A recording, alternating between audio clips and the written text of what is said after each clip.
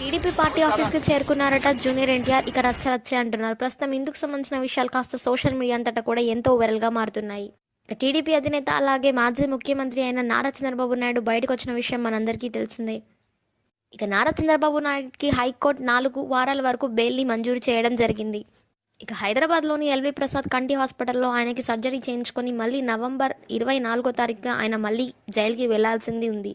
ఇక ఈ తరుణంలో కేవలం నారా చంద్రబాబు నాయుడు ఇంటికి, హాస్పిటల్కి తప్ప ఎక్కడికి వెళ్ళకూడదంటూ కోర్టు ఆదేశాలని కూడా జారీ చేసింది. ఇక చంద్రబాబు నాయుడుతో 2 డీజీపీలు కూడా ఎప్పుడు వెంటనే ఉంటూ ఆయన కదలికల్ని ఎప్పుడు వాళ్ళు నోట్ చేసుకుంటూ ఉంటారు.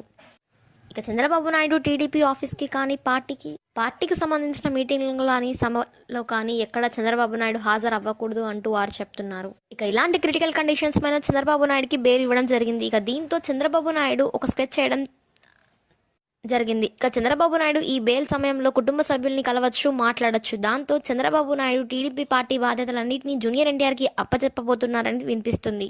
ఇక అందుకోసమే జూనియర్ ఎన్టీఆర్ టీడీపీ ఆఫీస్కి చేరుకున్నట్టుగా సమాచారం. ఇక చంద్రబాబు నాయుడే జూనియర్ ఎన్టీఆర్ని స్వయంగా ఆహ్వానించారని, ఇక రాజకీయాల్లో ఒక సెన్సేషన్ని క్రియేట్ చేయబోతున్నామంటూ చంద్రబాబు నాయుడు చెప్తున్నట్టుగా తెలుస్తుంది. ఇక ఈ సందర్భంగా జూనియర్ ఎన్టీఆర్ టీడీపీ ఆఫీస్కి చేరుకొని అక్కడ సంచలనమైన వ్యాఖ్యలు చేస్తున్నట్టుగా తెలుస్తుంది. ఇక టీడీపీ పార్టీని ముందుకు ఎన్టీఆర్ తీసుకువెళ్ళబోతున్నారని చెప్తున్నారు.